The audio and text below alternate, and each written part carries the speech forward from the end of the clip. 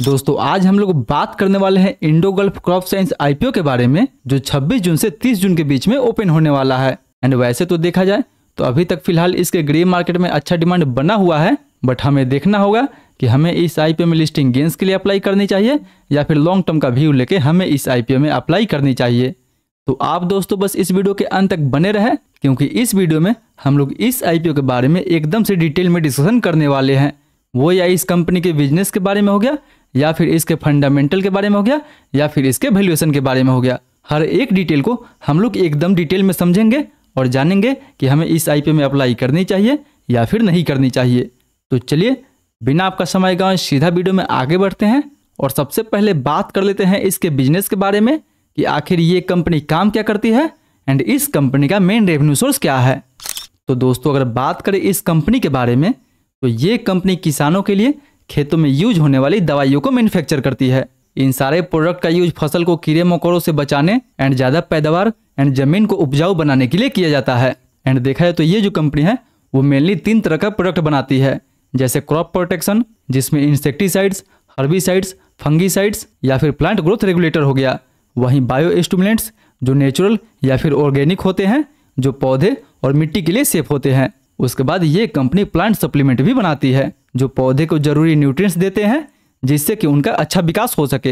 And यही नहीं दोस्तों, ये कंपनी जो भी प्रोडक्ट बनाती है उसको 34 कंट्री में सेल करती है, जो देखा जाए तो काफ़ी अच्छा माना जाएगा इस कंपनी के लिए, क्योंकि इसका जो फुटप्रिंट है वो इंटरनेशनल मार्केट में भी काफ़ी अच्छा बना हुआ है। यानी अगर ओवरऑल बात करें तो दोस्तों ये एक एग्रोकेमिकल कंपनी है जो फार्मर्स के लिए प्लांट सप्लीमेंट एंड क्रॉप के लिए न्यूट्रिएंट्स बनाने का काम करती है। वहीं अगर इसके फंडामेंटल के बारे में बात करें तो दोस्तों कंपनी फंडामेंटल वाइज भी आपको काफ़ी अच्छा खासा लग सकती है, क्योंकि देखा जाए तो कंपनी का प्रॉफिट, कंपनी का रेवेन्यू एंड कंपनी का profit margin year on year basis पे काफ़ी अच्छा खासा ग्रो हो रहा है। फिलहाल FY25 में ये कंपनी अभी 3rd क्वार्टर तक का रिजल्ट जनरेट कर पाई है, स्टिल अभी Q4 का रिजल्ट आना बाकी है।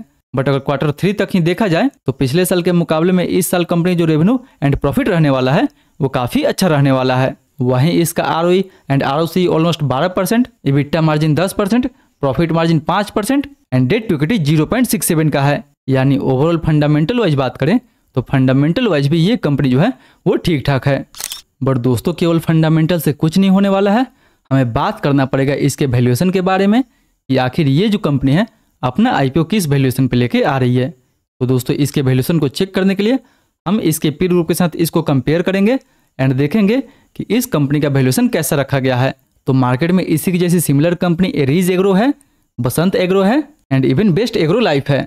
अगर इन सभी को इसके वैल्यूएशन मैट्रिक्स यानी पी रेशियो के हिसाब से कंपेयर करें तो आप यहाँ पे क्लियरली देख सकते हैं कि इंडो गल्फ का जो पी रेशियो है वो लगभग 24 के आसपास है, जबकि इन सभी पीर का पी रेशियो 24 से नीचे है या फिर 24 के आसपास है। यानी दोस्तों इससे तो साफ पता चलता है कि ये जो आईपीओ है वो ना ही हमें ज़्यादा महंगा या फिर ना ही ज़्यादा हमें सस्ता मिल रहा है, क्योंकि देखा जाए तो इसका जो इंडस्ट्री पी है वो भी लगभग 24 के आसपास है। एंड ये कंपनी अपना आईपीओ भी 24 के पी पे लेके आ रही है। यानी अगर ये कंपनी अपने इंडस्ट्री के पी पे अपना आईपीओ लेके आ रही है तो इन्वेस्टर्स के लिए इस आईपीओ में आगे अब कुछ बचा ही नहीं है, क्योंकि जैसे इस कंपनी का EPS है उस हिसाब से इसका जो पी रेशियो रखा गया है वो काफ़ी महंगा रखा गया है। क्योंकि यहाँ पे आप एरीज एग्रो को ही देख सकते हैं जिसका अर्निंग पर शेयर लगभग 15 रुपये के आसपास है, जबकि इसका जो पी रेशियो है वो लगभग 18 के आसपास है। इसीलिए हम बोल सकते हैं कि वैल्यूएशन वाइज ये जो कंपनी है अपने पीर ग्रुप के हिसाब से हमें थोड़ी सी महंगी वैल्यूएशन पे मिल रही है।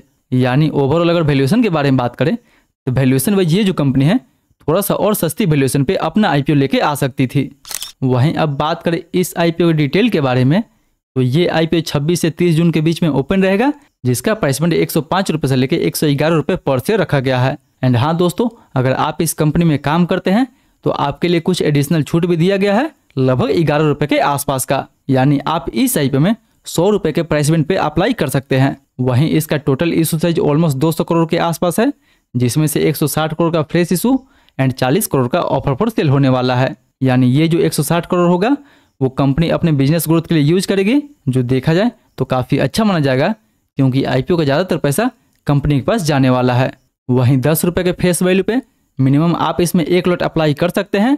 1 लॉट में आपको 135 शेयर मिलेगा, जिसके लिए आपको 14,985 रुपये तक इन्वेस्ट करना होगा। वहीं बात दोस्तों करें इस आईपीओ में कोटा के बारे में तो रिटेल को इस आईपीओ में लगभग 35% का कोटा दिया गया है। जी हाँ दोस्तों, इस आईपीओ का total issue size almost 200 crore का होने वाला है, जिसमें से 70 करोड़ का जो फंड होगा वो केवल रिटेल के लिए रिजर्व रखा जाएगा। इसीलिए मे भी इस आईपीओ के जीएमपी में आपको काफ़ी अच्छा खासा डिमांड भी देखने को मिल सकता है। वहीं ये आईपीओ 26 से 30 जून तक ओपन रहेगा, जिसका अलॉटमेंट आपको 1 जुलाई को देखने को मिल जाएगा। एंड बाई चांस दोस्तों अगर आपको इस आईपीओ का अलॉटमेंट नहीं मिलता है तो 2 जुलाई को आपका पैसा आपके खाते में रिफंड कर दिया जाएगा। एंड अगर आपको इस आईपीओ का अलॉटमेंट मिल जाता है तो 2 जुलाई को ही इसका शेयर आपके डीमेट अकाउंट में क्रेडिट कर दिया जाएगा। एंड बात दोस्तों करें फाइनली इसके लिस्टिंग डेट के बारे में, तो इस आईपीओ का जो लिस्टिंग होगा वो 3 जुलाई को होने वाला है। जी हाँ दोस्तों, 2 जुलाई को भी 3 आईपीओ का लिस्टिंग होने वाला है एंड उसके बाद 3 जुलाई को इस आईपीओ का लिस्टिंग होगा। इसीलिए चलिए अब फाइनली बात कर लेते हैं कि क्या हमें इस आईपीओ में अप्लाई करनी चाहिए या फिर नहीं करनी चाहिए। एंड अगर अप्लाई करनी चाहिए तो लिस्टिंग गेंस के हिसाब से अप्लाई करनी चाहिए या फिर लॉन्ग टर्म का व्यू लेके आपको इस आईपीओ में अप्लाई करनी चाहिए। तो दोस्तों अगर सबसे पहले लिस्टिंग गेंस के हिसाब से बात करें तो ग्रे मार्केट में फिलहाल इस आईपीओ का लगभग 10% के आसपास का डिमांड बना हुआ है। यानी अगर ये आईपीओ 10% के आसपास लिस्ट होता है लिस्टिंग डे के दिन तो लगभग आपको इस आईपीओ में 1500 के आसपास तक प्रॉफिट देखने को मिल सकता है। बट हाँ दोस्तों, जैसे कि आप जानते ही हैं कि हमें किसी भी आईपीओ के उसके जीएमपी पे पूरा विश्वास नहीं करनी चाहिए। अगर आपको उस कंपनी के फंडामेंटल, वैल्यूएशन या फिर बिजनेस पे पूरा विश्वास है तो वहीं आपको उस आईपीओ में अप्लाई करनी चाहिए। अदरवाइज आपको जीएमपी देख के तो बिल्कुल अप्लाई नहीं करनी चाहिए। इसीलिए फिलहाल अगर इसके ग्रे मार्केट में 10% के आसपास डिमांड बना हुआ है तो 10% के जीएमपी पे हमें इस आईपीओ में बिल्कुल अप्लाई नहीं करनी चाहिए। मे भी अगर आगे चल के इसके जीएमपी में हमें 20% के आसपास डिमांड दिखाई दे तो ही हमें इस आईपीओ में अप्लाई करनी चाहिए। अदरवाइज लिस्टिंग गेंस के लिए हमें इस आईपीओ को अवॉइड करनी चाहिए। बट वहीं बात करें कि क्या दोस्तों हमें इस आईपीओ में लॉन्ग टर्म के लिए अप्लाई करनी चाहिए या फिर नहीं करनी चाहिए, तो दोस्तों देखा जाए तो 2023 में इंडियन एग्रो केमिकल का जो मार्केट साइज था वो लगभग 72,000 करोड़ के आसपास था। बट यही मार्केट साइज 2028 में लगभग 1,15,000 करोड़ के आसपास तक पहुंच सकता है। यानी हर साल इस इंडस्ट्री में हमें लगभग 10% के CAGR से ग्रोथ हमें देखने को मिल रहा है, जो काफी अच्छा माना जाएगा इसके इंडस्ट्री के लिए। एंड जैसे कि दोस्तों आपको पता ही होगा कि इंडिया जो है पॉपुलेशन के मामले में चाइना को भी पीछे कर चुका है। तो फिलहाल इंडिया में जो पॉपुलेशन ग्रोथ है वो अपने पीक पे है। एंड अगर पॉपुलेशन ग्रोथ ज़्यादा होगा तो ज़्यादा खाना चाहिए, ज़्यादा खाना चाहिए तो ज़्यादा प्रोडक्शन भी होना चाहिए। एंड ज़्यादा अगर प्रोडक्शन चाहिए तो ज़्यादा हमें एग्रो केमिकल का भी यूज करना होगा, इसीलिए आपको ज़्यादा प्रोडक्शन मिलेगा। यानी इस सेक्टर में तो आपको ग्रोथ लॉन्ग टर्म में काफ़ी अच्छा खासा देखने को मिलेगा। बट दोस्तों जैसे कि आपने देखा ही था कि कंपनी का फंडामेंटल तो ठीक है बट वैल्यूएशन थोड़ा सा और सस्ती हो सकती थी। इसीलिए अगर मे भी हम इसमें लॉन्ग टर्म के लिए अप्लाई भी करते हैं तो भी इस आईपीओ में हमें काफ़ी रिस्क नज़र आता है, क्योंकि मे भी अगर ये 5 से 10% के आसपास लिस्ट भी होता है एंड उसके बाद अगर हमें करेक्शन देखने को मिलता है तो ये अपने आईपीओ प्राइस से भी नीचे जा सकता है। इसीलिए हमें इस आईपीओ में लॉन्ग टर्म के लिए जाना होगा। तो जब ये कंपनी फाइनली मार्केट में लिस्ट होगी उसके बाद भी हम इस आईपीओ में लॉन्ग टर्म के लिए फ्रेश एंट्री बना सकते हैं।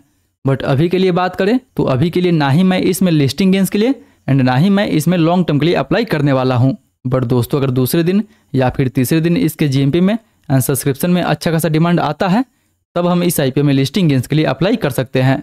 सो फिलहाल दोस्तों ये तो था मेरा पूरा व्यू इस आईपीओ को लेके।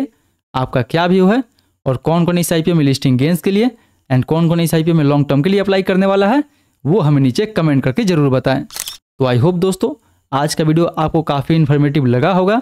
अगर वीडियो अच्छा लगे तो वीडियो को लाइक करें, चैनल को सब्सक्राइब करें एंड जो भी आपका सवाल है मेक श्योर कि नीचे हमें कमेंट करके जरूर पूछे। फिर मिलते हैं अगले वीडियो में।